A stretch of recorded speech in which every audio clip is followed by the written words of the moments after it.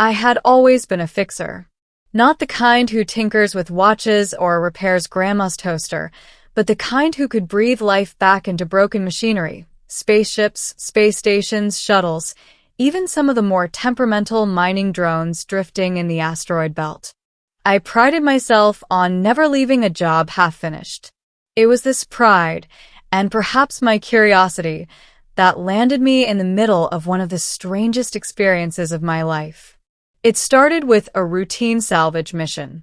The report had come in via an automated distress beacon, an uncharted vessel, apparently abandoned, drifting near the edge of the Velora Nebula.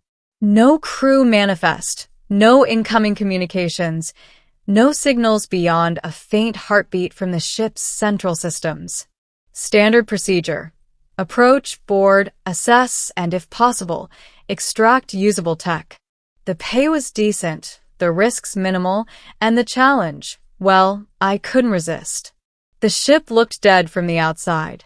Its hull was scarred, scratched from what I assumed were asteroid collisions, and its once brilliant alloy now dulled into a patchwork of black and gray. I docked my shuttle carefully, and as the magnetic clamps latched onto the hull, a thrill ran down my spine. Even the most abandoned ship, I knew, had stories to tell. Most of them were boring. Some were profitable. Rarely, a ship would surprise you. I suited up, double-checked my toolkit, and entered the airlock. The smell hit me immediately. Not the acrid sting of burning circuits or decomposed organic matter like I had expected, but a faint, metallic sweetness, almost floral. It was subtle, delicate, wrong for a derelict craft, yet unmistakable. I shook it off. Smells play tricks on you when you're deep in space. The interior was a mix of chaos and precision. Some panels hung open, wires exposed. Other sections gleamed as if untouched by time. The ship's AI was rudimentary but functional. Its voice was monotone, clipped, and polite. Welcome aboard. Diagnostic systems online. Unauthorized personnel detected. Please confirm identity. I chuckled. Name's Jace. I'm a salvage engineer. I'm authorized now. The AI hummed, its response mechanical. Authorization accepted, Jace. Warning. Critical systems offline. Recommend immediate repairs. I found a central hub, a command deck with cracked displays and flickering holographic schematics. My hands moved almost instinctively, checking circuits, rerouting power through auxiliary lines, repairing what I could with my portable welder. Hours passed. I lost track of time, immersed in the quiet hum of generators and the soft glow of restored panels. By mid-cycle, life support had stabilized, gravity normalized, and the ship had ceased its slow groaning, as if sighing in relief. That's when I noticed the throne. I hadn't realized the ship had a formal command area. Centered on a raised platform, adorned with what I assumed were ceremonial panels and alien etchings, sat a seat large enough to accommodate a being twice the size of an average human. And that's when I heard it, the softest shuffle behind me. I spun around, wrench in hand, expecting maybe a maintenance drone. Instead, there she was. Tall, impossibly elegant, with limbs that flowed like liquid metal, yet retained an organic grace. Her skin shimmered like polished obsidian, reflecting the dim lights of the control deck. Eyes, if you could call them that, were vast, luminescent, and green like the heart of a living nebula. Her presence was immediate, commanding, terrifying, and awe-inspiring all at once. She carried no weapon, yet I felt naked under her gaze. I see you've been busy, she said. Her voice resonated, a vibration that seemed to travel not just through the air, but through the bones themselves. I stammered. You were repairing my ship, she finished, eyes narrowing slightly, Not with anger, but with curiosity. Why? I swallowed hard, dropping the wrench for a moment, my instincts screaming that any wrong word could get me vaporized. I thought it was abandoned. I've been a salvage engineer for years. I fix things. I don't steal things usually. I forced a smile. I was hoping to restore it, maybe sell the tech. Her laugh, soft, melodic, and utterly alien, filled the room. It wasn't cruel, not exactly. It was amused. You thought you were fixing an abandoned ship, and yet you worked without fear, without hesitation, guided only by curiosity and skill. That is unusual. The realization hit me then. I wasn't dealing with an ordinary salvage mission. This wasn't an abandoned ship. This was her personal vessel. The alien queen herself had appeared, not in threat, but in inspection. "You may call me Vela," she said, lowering her head in a gesture that might have been a bow. "And you, human, have demonstrated qualities that are commendable." I wasn't sure whether to be relieved or terrified. Thanks. "Follow me," she commanded, turning with a fluidity that seemed to defy physics. I obeyed. She led me to the inner sanctum, a chamber that looked like a cathedral made of light and shadow. Holographic projections of star maps and planetary systems floated in midair. Strange symbols pulsed rhythmically, responding to her presence. "This ship," she said, "is more than a vessel. It is a part of me, my lineage, my authority. And yet, you have treated it with care, respect, and skill, without knowing who it belonged to." I could only nod, feeling both honored and panicked. I didn't know. I swear. "Curiosity without malice," she said, eyes scanning me as if weighing my soul. "Confidence without arrogance. Resourcefulness without greed. These qualities are rare among humans." She paused, studying my face. "I have observed your species for decades. Most would have stripped this vessel for parts the moment they saw it dormant." I laughed nervously. "Well, I do like money, but I like making things work more." Her gaze softened, and she extended a hand, not threatening, but inviting. "Come closer, human. Let me see what makes you tick." My pulse thundered in my chest. Something in her aura was magnetic. I stepped forward, hesitant, yet drawn as if some invisible tether pulled me toward her. She examined my hands, those rough, callous tools of my trade, and smiled, a gesture that somehow made the room warmer. "You fix things," she said simply. "You see value in what others discard. You breathe life into the dead. That is a rare gift.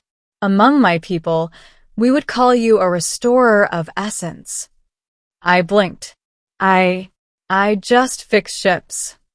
"You do more than fix ships," she said. "You restore dignity. You bring honor to the forgotten. That is why I am here." It was only then that I noticed a faint glow on her chest, a pulsating emblem, almost like a birthmark, radiating power. It wasn't just decorative, it was alive, reacting to my presence. My hands twitched.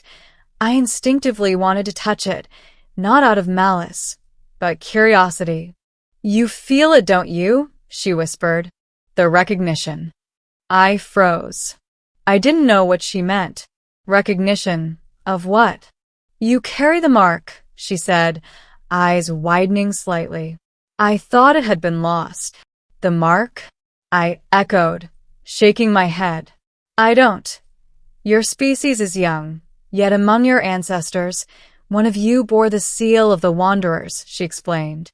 "A symbol of courage, ingenuity, and unwavering honor. It manifests in those who act without selfishness, guided by skill and heart. And now it has awakened in you." I looked down at my chest. Nothing. Just the mundane scar from a childhood accident. Yet somehow, in her eyes it shone. Alive. A beacon. You mean me? I asked, voice barely above a whisper. Yes, she said. You are chosen, not by chance, but by your essence. The universe has been watching, Jace. And now it has answered. For a moment, the enormity of it struck me.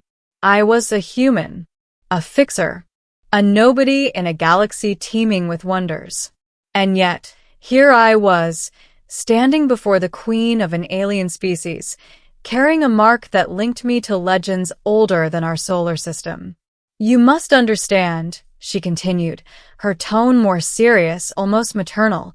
The path you are about to walk is not easy.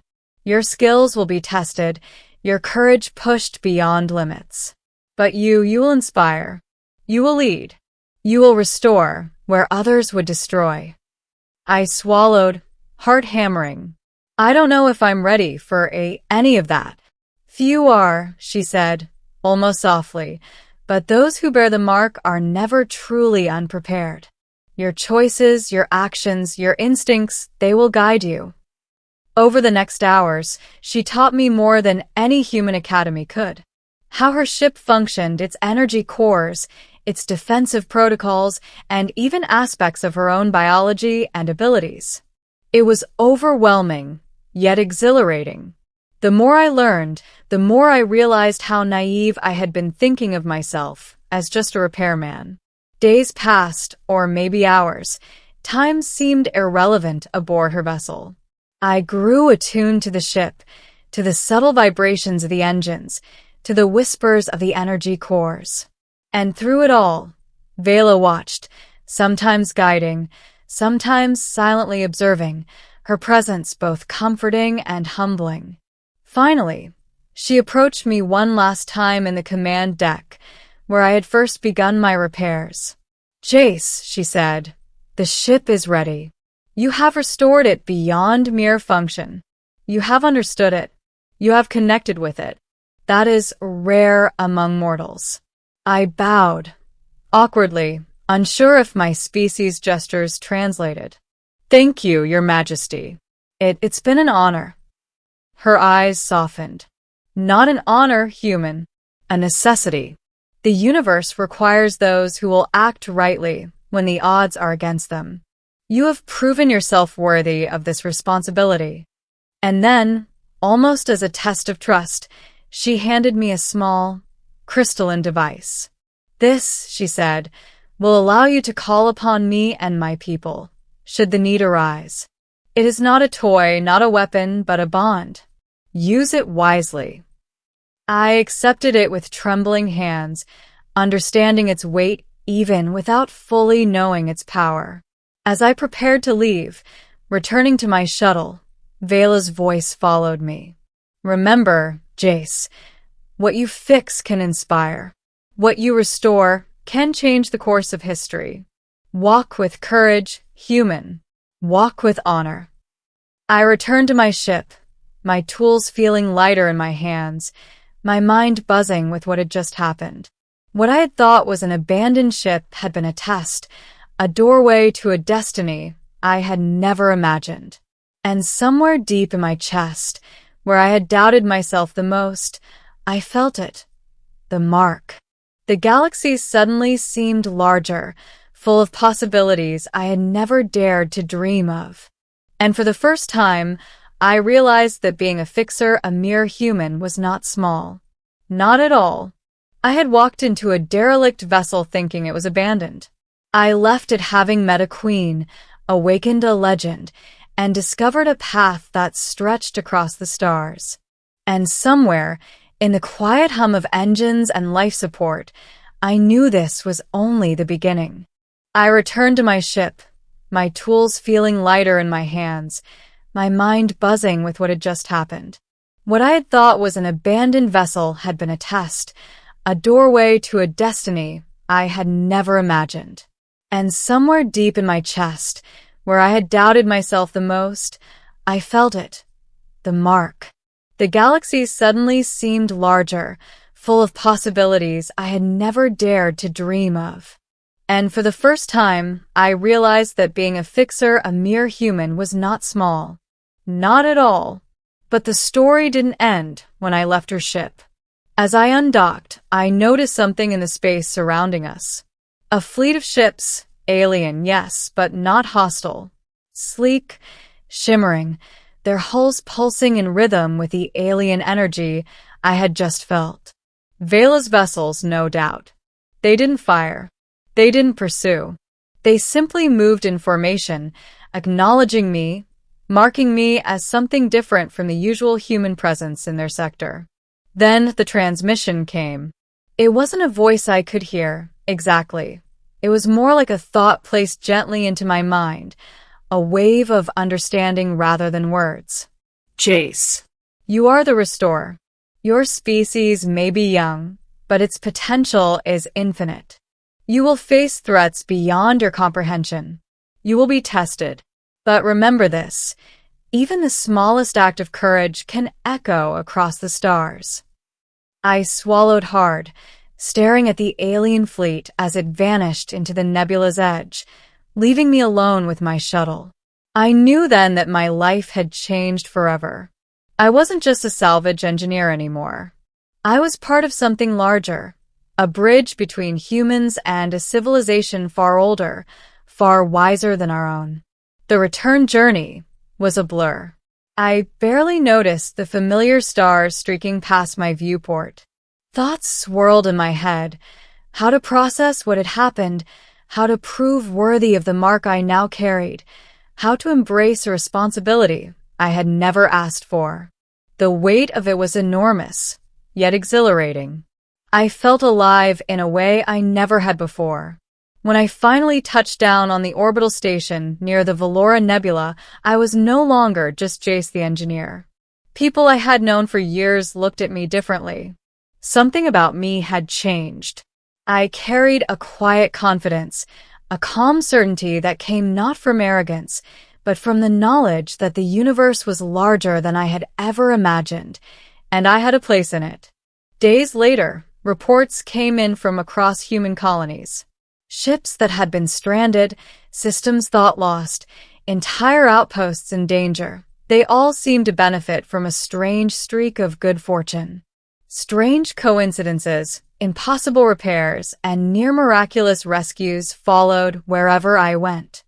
I couldn't explain it, not at first. It was as if the galaxy itself was subtly bending in my favor. Then I remembered Vela's words. Even the smallest act of courage can echo across the stars. I realized I hadn't just been given a mark. I had been entrusted with responsibility. Every ship I repaired, every life I saved, every challenge I faced, I was restoring more than metal and circuits. I was restoring faith, hope, and the proof that humanity could rise to meet challenges beyond its comprehension. Months passed, and whispers of a human who could repair anything, who had survived encounters with alien fleets and emerged unscathed, began to spread. Other species took notice. Diplomats sought me out. Scientists came with questions I could barely answer. And through it all, I carried the memory of that first encounter with Vela, the queen who walked in when I thought I was alone, who saw the mark, and who had entrusted me with a legacy far beyond my understanding. One evening, as I was working on a particularly temperamental mining vessel, I felt it again, the faint hum of alien energy. Not threatening, not urgent, but present. I looked up to see a small, shimmering projection in front of me. Vela. You have done well, Jace, she said, her eyes gleaming. The mark was never merely a symbol. It was a choice. And you have chosen rightly. I nodded, my throat tight. I'm just doing what I've always done. Fixing things. Fixing things is never just fixing things, she said. You have restored honor, courage, and possibility. That is why your mark shines. That is why you are remembered. That is why you are human, capable of greatness beyond measure. I smiled, though it felt small compared to the enormity of what she said. Then I guess I'd better keep fixing things. You will, she replied, fading back into the projection, leaving only the faint hum behind. And the universe will remember your work. I stood there for a long time, staring at the empty air, realizing how far I had come. From a simple salvage mission to carrying a mark that could change perceptions of humanity itself. I had thought I was alone, fixing a forgotten ship. I had discovered that even the smallest act, curiosity, care, skill, could ripple across the stars, catching the attention of beings who seemed beyond comprehension. And for the first time, I understood what HFY truly meant. Humans were not just survivors. We were innovators, restorers, courageous in ways that even the most ancient civilizations could recognize. My hands, calloused and worn, had connected with the cosmos in a way I had never imagined. As I prepared for the next mission, tools in hand, heart steady, I felt it. The hum of the ship, the echo of Vela's presence, the pulse of possibility. The galaxy awaited, full of challenges and wonders. And I, Jace, human, restorer, bearer of the mark, was ready. For once, I was exactly where I was supposed to be,